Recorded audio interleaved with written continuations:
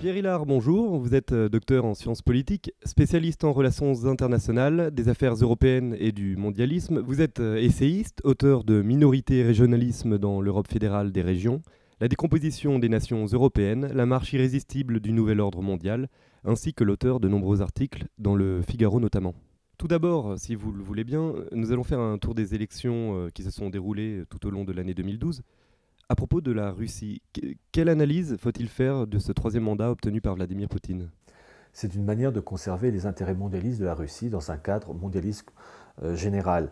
Poutine, n'en déplaise à certains, fait partie du système. Il est à l'origine, entre autres, de la création du bloc eurasiatique, d'une union eurasiatique supranationale, et il a bien précisé supranationale.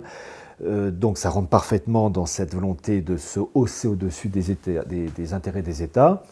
Union eurasienne qui me fait toujours penser à Eurasia face à Océania dans le bouquin d'Orwell, où vous avez ces blocs qui s'opposent et vous avez une faction mondialiste avec Poutine et Medvedev, mais c'est la même famille, avec des nuances évidemment, mais c'est la même famille, qui s'oppose au courant mondialiste anglo-saxon. Voilà, c'est tout. Ce sont des rivalités sur non pas la finalité, mais sur la répartition des tâches et des intérêts. Et chose qu'on peut voir d'ailleurs en particulier pour la Syrie, où vous avez une base navale russe, la base de Tartous, qui est un atout pour la Russie. C'est une base sur la présence russe sur la Méditerranée, mais évidemment, si les anglo-saxons et Israël en particulier arrivent à faire basculer la Syrie sur la côté occidental, évidemment, ce serait une perte terrible pour le monde russe, mais c'est une rivalité au sein de l'appareil mondialiste.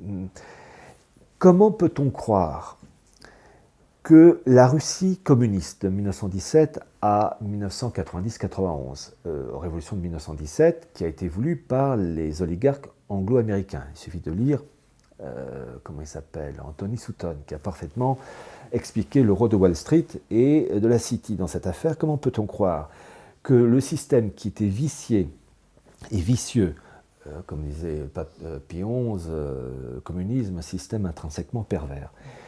Comment peut-on croire que le système peut se relever après la chute du communisme? En fait, ce sont les mêmes apparatchiks. Il n'y a pas eu de Nuremberg du communisme. Ce sont les mêmes apparatchiks qui ont simplement changé d'étiquette et on retrouve les mêmes familles, les enfants, les petits-enfants de ceux qui dirigeaient l'Union soviétique des années 50-60. Donc en fait, c'est une continuité, mais avec des rivalités. C'est pas un bloc. Vous savez, le mondialisme, c'est comme le judaïsme, il y a des rivalités internes, ils se tapent entre eux. Mais n'empêche qu'il y a une finalité qui est la gouvernance mondiale. Voilà. À propos du Venezuela, que représente la réélection d'Hugo Chavez ?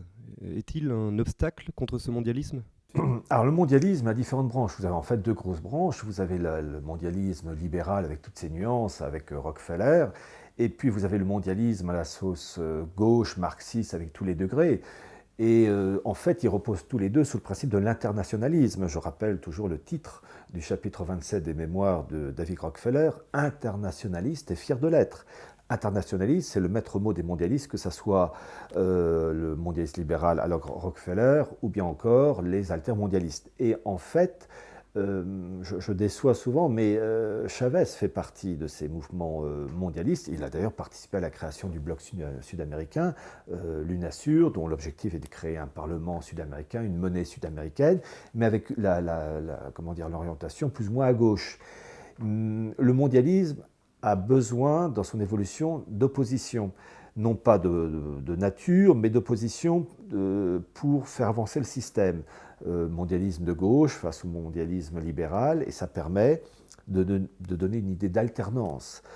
Mais en fait, ça va dans la même logique. D'ailleurs, c'est révélateur, il y a quelque temps de ça, vous avez eu une rencontre entre Chavez et Ahmadinejad, et tous les deux prônaient un nouvel ordre mondial, texto, dans le texte, avec en arrière-fond un portrait de Simon Bolivar. Simon Bolivar, grand franc-maçon devant l'éternel, enfin devant l'être suprême plutôt. Et donc c'était en fait une image résumée. En fait, il y a différentes branches dans le mondialisme. Ce n'est pas un bloc unifié, c'est une diversité, mais la finalité commune. Nous avons pu observer cette semaine les élections américaines et la victoire de Barack Obama. Faut-il s'attendre à des changements qui n'ont pas eu lieu durant son premier mandat ? Alors, changement oui et non. Sur le fond, évidemment, ça ne change pas. C'est un apparatchik du système qui était opposé à un autre apparatchik du système, Romney. Et d'ailleurs, si Romney, par exemple, avait voulu vraiment s'opposer à Obama, il aurait pu, lors des émissions de télévision, les débats de télévision avec Obama, citer le fameux document que le président américain a signé le 31 décembre 2011, qui est le NDAA-HR 1540, qui stipule à son paragraphe 1021 que tout citoyen américain peut être arrêté sans jugement et détenu en prison autant de temps que le pouvoir le veut. C'est-à-dire que c'est une mise à mort du fameux texte anglo-saxon, Bill of Rights. Et donc, en fait, c'est la mort de la démocratie, la mort de la liberté individuelle. Évidemment, Romney ne l'a pas fait. Bon, donc en fait, c'est une continuité. Ce qu'il faut voir, c'est la situation actuelle. Donc, nous sommes le 10 novembre 2012. C'est que là, les États-Unis, ils sont endettés. Ils ont à peu près un endettement qui tourne autour des 16 000 milliards de dollars. Et ils doivent régler le problème puisqu'ils sont arrivés à ce qu'on appelle la falaise fiscale, qui fait qu'ils doivent impérativement, démocrates et républicains, s'entendre sur une réduction drastique de 1000 milliards de dollars, enfin c'est absolument colossal, et ces deux parties n'arrivent pas à s'entendre. Et s'ils n'arrivent pas à s'entendre, début 2013, je crois que c'est à partir du 2 janvier 2013, il y aura des ponctions directes, automatiques, qui vont littéralement, cisailler l'économie américaine. Donc en fait, on voit que les États-Unis sont dans un état de décrépitude, parce que même si les républicains et démocrates arrivent à s'entendre, il faudra qu'ils favorisent, qu'ils arrivent à mettre en place des ponctions fiscales énormes. Les États-Unis sont malades. Malades, d'abord, le dollar a perdu sa valeur depuis 1945. Vous avez de nombreux pays qui adoptent leur propre monnaie dans les échanges commerciaux. Je pense à la Chine, au Japon. Mais en fait, on assiste à un abandon du dollar. Le dollar ne vaut plus rien. Et je rappelle ce document du FMI, je crois de mars ou avril 2010, donc document officiel qu'on peut retrouver sur le site du FMI, qui appelait à l'abandon du dollar et à la mise en place d'une monnaie unique qui, dans le texte du FMI, s'appelait le Bancor. Bancor, c'est le terme qui a été d'ailleurs utilisé par Keynes au moment des accords de Bretton Woods. Donc on voit qu'il y a un compte à rebours qui a commencé, parce que la finalité, c'est de créer un bloc nord-américain unifié qui lui-même doit s'insérer dans une gouvernance mondiale et en particulier même s'insérer dans un bloc euro-atlantique unifié. Et les choses sont lancées. Alors à quel rythme, ça je ne sais pas, mais c'est lancé et donc on assiste à la fin d'un monde. Pas du monde, d'un monde. Il me semble d'ailleurs que les bureaucrates européens travaillent en ce moment même activement à l'instauration de ce bloc euro-atlantique. Ah bah déjà, vous avez plein de documents sur le site du Parlement européen en faveur du bloc euro-atlantique. Puis vous avez tout simplement le site de la Commission européenne. Vous avez tous les documents clés en faveur du bloc euro-atlantique. 1990, Déclaration atlantique. 1995, le nouveau traité atlantique. 1998, c'est le traité pour une économie transatlantique, je ne sais plus exactement le terme. Et le dernier, c'est 2007. C'est le Conseil, le CET, le Conseil économique transatlantique. Et vous avez un think tank euro-américain qui est ultra puissant, qui regroupe tous les grandes multinationales et les think tanks anglo-américains et européens qui prônent la mise en place pour 2015, dans le texte officiel, d'un bloc euro-atlantique. Et c'est dirigé par un député anglais au Parlement européen qui s'appelle James Ellis. Voilà, donc c'est archi-officiel, hein. Il suffit d'aller sur les sites. Oui, et ne surtout pas lire Le Monde ou Le Figaro. Et face à l'euro, comment se placent les Américains? Ont-ils intérêt à ce que la zone euro s'effondre? Alors, à l'origine, la construction européenne est une volonté anglo-saxonne. L'euro est une manière d'arrimer les États européens en une seule entité, puisque la finalité, c'est de créer un budget fédéral, donc c'est un tout. La finalité du projet, c'est que peut-être l'euro sera passager, dans ce sens que s'il y a une volonté de créer un bloc euro-atlantique, c'est une union politique, fiscale, barrière douanière en moins, et peut-être une monnaie transatlantique. Alors un euro-dollar, en tout cas l'euro sera appelé à une mutation pour s'adapter au nouveau cadre de ce G2 en formation, comme appelle la fondation Bertelsmann, entre l'Europe et l'Amérique, pour créer ce fameux bloc de 800 millions de consommateurs. En France, beaucoup de soldats ne reçoivent actuellement pas leur solde. À côté, on assiste à la naissance d'une armée européenne, plus ou moins privée. Est-ce qu'il s'agit ici d'affaiblir l'armée nationale pour basculer plus facilement vers une armée fédérale? Oui, ben c'est un démantèlement de tout ce qui est national, que ce soit dans le domaine politique, dans le domaine militaire, et puis surtout des traditions militaires françaises. Donc oui, effectivement, le système est logique. Il faut détruire tout ce qui fait la structure de la société, la famille, d'où le mariage gay, l'agriculture. Je pense à Sully qui parlait de l'agriculture française en termes élogieux, Sully, le ministre d'Henri IV. Non, en fait, c'est logique. Le système s'attaque à tous les secteurs clés de ce qui fait l'âme française. Et le catholicisme, évidemment, mais alors ça, c'est fait depuis Vatican II. La France aussi a eu ses élections, le gouvernement a basculé à gauche. Oui, c'est une révolution. En parlant de révolution, est-ce que l'on doit s'attendre à des changements majeurs? Alors, changements radicaux, oui, dans la pensée du système, dans le sens que François Hollande, qui est comment dire, un élément fabriqué du système, je rappelle qu'il est Young Leaders, de la Fondation franco-américaine, comme Pierre Moscovici, comme Arnaud Montebourg, comme le sont du côté de l'UMP, Laurent Wauquiez, Valérie Pécresse, enfin, ils sont interchangeables. Donc en fait, comment il s'appelle, François Hollande a pour objectif d'insérer la France encore plus dans la gouvernance européenne, elle-même s'intégrant dans la gouvernance mondiale. Je rappelle le fait que, grâce à François Hollande, si on peut dire, le budget français est soumis, comment dire, au bon vouloir de la Commission européenne. Et puis, voilà, et puis vous avez l'adoption du mécanisme européen de stabilité. Et là, je conseille aux lecteurs, le texte est en anglais, de voir les articles 8, 10, 32 et 35, surtout 32 et 35, puisque ce texte donne les pleins pouvoirs à ces gens qui ont tous les pouvoirs, c'est une oligarchie. Ils sont, comment dire, protégés, on ne peut pas les attaquer, que ce soit le gouvernement, que ce soit des pétitions de citoyens. En fait, c'est un monde à part. Et là, on voit vraiment l'oligarchie qui a réussi un coup de maître. Et François Hollande n'a fait que reconnaître cette passation de pouvoir. On assiste à la mort de la démocratie. Elle est morte quand même depuis pas mal de temps. Mais alors, là, on assiste vraiment à une montée en puissance de l'oligarchie qui impose sa loi. Et au vu et au su de tout le monde. C'est ça qui est sidérant. Il y a d'ailleurs un aspect méconnu du MES. En cas d'urgence, on sait que cette structure peut prélever un montant considérable sans que le Parlement ne soit consulté. Ah oui, oui, oui. En fait, c'est ça qui est terrible quand on lit ce document, c'est qu'est-ce qu'on peut faire pour contrer ces gens-là? Mais on ne voit pas.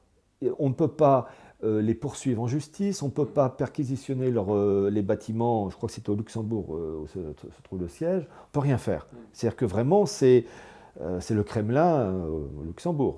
Certains diront même que ces fonds serviront à sauver des pays. Les banques, le système bancaire en fait. Les pays européens, non. L'oligarchie se moque éperdument.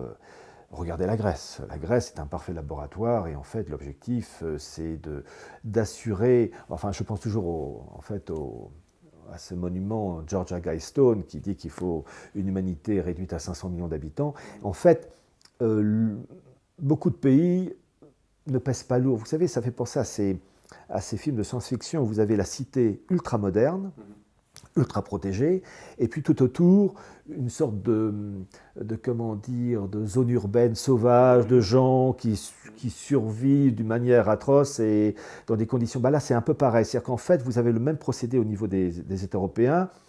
Bon, la Grèce, c'est quoi? C'est 1-2% du PIB européen, c'est-à-dire que ça peut disparaître sous l'eau, on s'en fout.